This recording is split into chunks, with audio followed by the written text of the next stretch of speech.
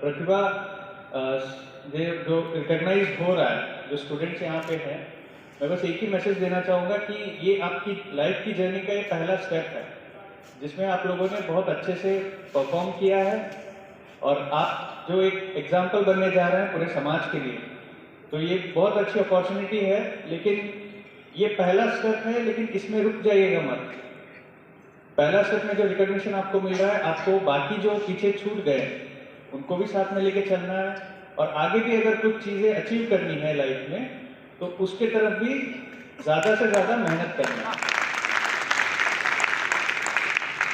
तो एक शेर याद आता है, खुद को कर बुलंद इतना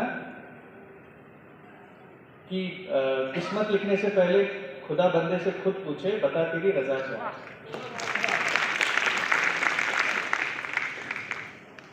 आज का ये समारोह देख के मुझे अपना लाइफ याद आता है, जब हम 10th स्टैंडर्ड में पहली बार अच्छे नंबर्स में पास हुए थे। तो हमारी कम्युनिटी में भी सेम ऐसे ही एक प्रोग्राम हुआ था जिसमें रिकॉग्निशन मिला था। ऐसे एक ट्रॉफी, वो ट्रॉफी अभी तक मैंने रखी हुई है, और उस दिन का सिग्निफिकेंस मुझे अभी समझ में आता है कि जैसे समाज में जैसे रिकॉग्निशन मिलने लगता है तो वो एक अपने आप में एक मोटिवेशन जैसा बन जाता है कि एक बार हुआ, चलो अगली बार भी मैं कुछ करूं और कुछ करूं, ये एक इंस्पिरेशन जैसा बन जाता है, और पेरेंट्स भी जो है उसको पुश करने लग जाते हैं। और क्योंकि मैं ऑलरेडी अभी आईएएस में हूं, तो मेरा ये इच्छा रहेगा कि यहाँ कुछ चीजें मैं ऐसे बोलूं कि यहाँ से कुछ एटलीस्ट स्टूडेंट्स आईएएस को अगर अपना करियर मान के अगर उस डायरेक्शन में जाएं तो ये बहुत अच्छी चीज होगी और मेरे लिए बहुत खुशी देने वाली बात है। 12 लाख कैंडिडेट्स अप्लाई करते हैं एग्जाम के लिए, और उसमें से 3 स्टेजेस है, प्रिलिमिनरी एग्जाम, मेंस और इंटरव्यू। और प्रिलिमिनरी एग्जामिनेशंस जिसमें जनरल स्टडीज होता है, उसमें लगभग 15,000 ही क्लियर कर पाते हैं। तो मोटा मोटी 10 लाख कैंडिडेट्स को वहीं फिल्टर किया जाता है। और मेंस जो एग्जामिनेशन होता है वो डिटेल्ड एग्जाम होता है, और मेंस डिटेल्ड एग्जाम में सिलेबस बहुत ही डिटेल्ड में है। जो भी फर्स्ट स्टैंडर्ड से जो 12th स्टैंडर्ड का जो स्कूल हुआ है और जो भी सब्जेक्ट आपने पढ़ा है उस सबका एक ब्रीफ मेंस में देना होता है। It includes history, geography, polity, economy, current affairs, फिर उसके बाद एथिक्स भी होता है, फिर आपका ऑप्शनल सब्जेक्ट भी होता है।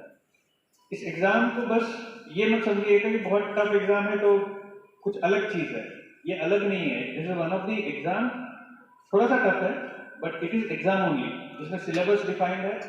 अगर सिंसियरली कोई बच्चा अगर हार्डवर्क करे, लगभग दिन में 8 से 10 घंटा अगर पढ़ाई कर सकता है, तो उसके लिए इस एग्जाम को पास करना कोई बड़ी बात नहीं है।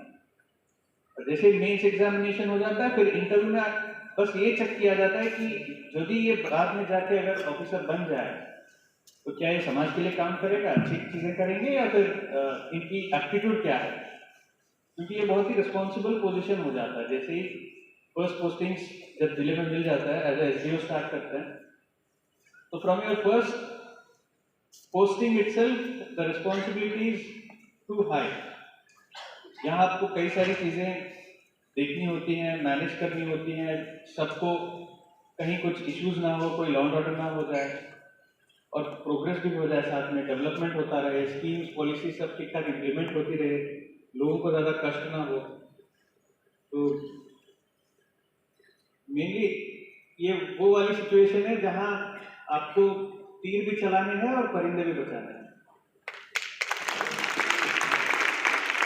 और इसके लिए बहुत ही डिटेल में मैच्योरिटी चाहिए होगा, जो बैठ के सोच सके, समझ सके।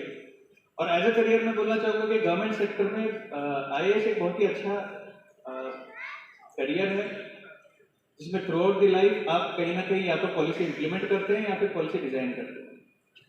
और एक स्टेबिलिटी, जो गवर्नमेंट में एक स्टेबिलिटी की जरूरत होती है, क्योंकि पॉलिटिकल एग्जीक्यूटिव 5 साल में इलेक्शंस होते रहते हैं, then it keeps rolling over, but एक परमानेंट ब्यूरोक्रेसी की जरूरत होती है, जिसको लेके एक स्टेबिलिटी, कंटिन्यूटी और ऑफिसर्स की जरूरत होती है, वो प्रोवाइड करते हैं द ब्यूरोक्रेसी। और ब्यूरोक्रेसी में टॉप पोजीशन होता है आईएएस का। Similarly there are other positions also, जैसे किसी को अगर यूनिफॉर्म में इंटरेस्टेड है तो आईपीएस है, किसी को अगर फॉरेन सर्विस में इंटरेस्ट है, बाहर डिप्लोमेटिक मिशंस में जाना है, इंडिया का मैसेज बाहर देना है या रिप्रेजेंट करना है, तो फॉरेन सर्विस है।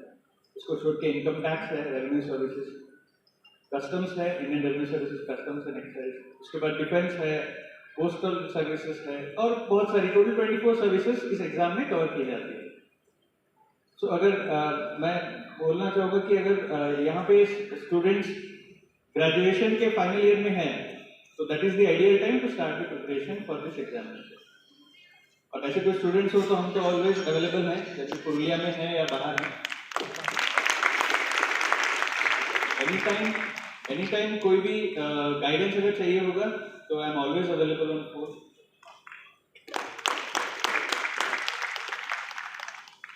और मैं फाइनली धन्यवाद देना चाहूँगा पुरुलिया की मारवाड़ी समिति को कि ये इवेंट जो आयोजन आज किया है, तो इसको कंटिन्यूसली रेगुलरली एवरी ईयर आप काइंडली कीजिएगा।